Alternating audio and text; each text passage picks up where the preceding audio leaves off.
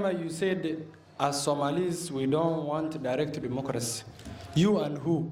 Because the system governance that Somalia is using is indirect and it is suffering.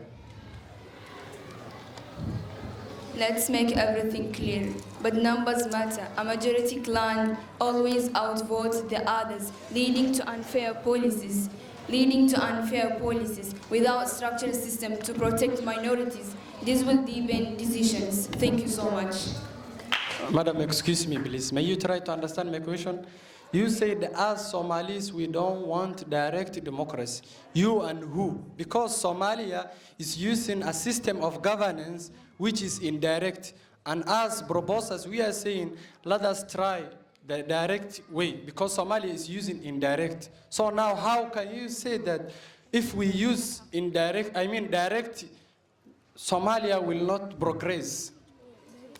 Okay, me and my team, we gather to say that your question is not just like a realistic way, but to my answer is that Somalia is not ready for indirect democracy, because it's not a time for the solution that Somalia is finding out and looking for is not direct democracy, and everything seems to be clear.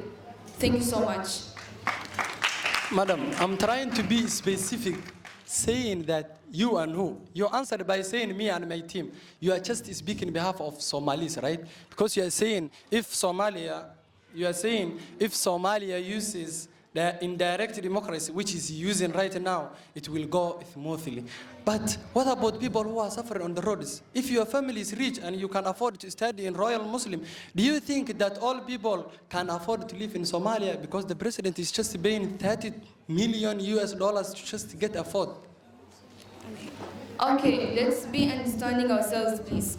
I say that whenever a person is, it doesn't concern only me, I and my team, but what I'm talking about is exactly that. Whenever a person is not a rich or whatever he is or she, but still, you have to understand the fact. You can't deny the fact that whenever a person, like, if someone is not a rich or regarding to get something exactly, but that's why I say Somalia is finding a solution, and Somalia is not exactly established a country. That's why Somalia is not ready for direct democracy. Thank you.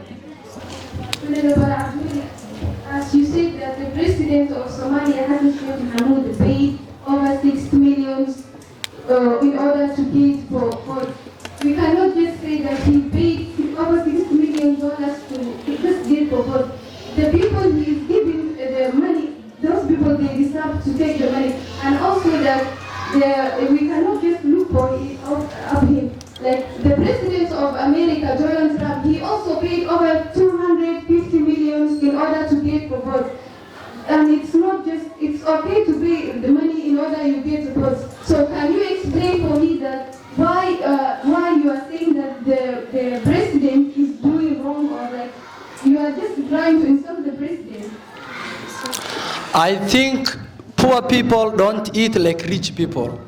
You don't have to compare yourself with America. America is the most powerful country. Just walk under your shoes, please. Somalia is a country that you know.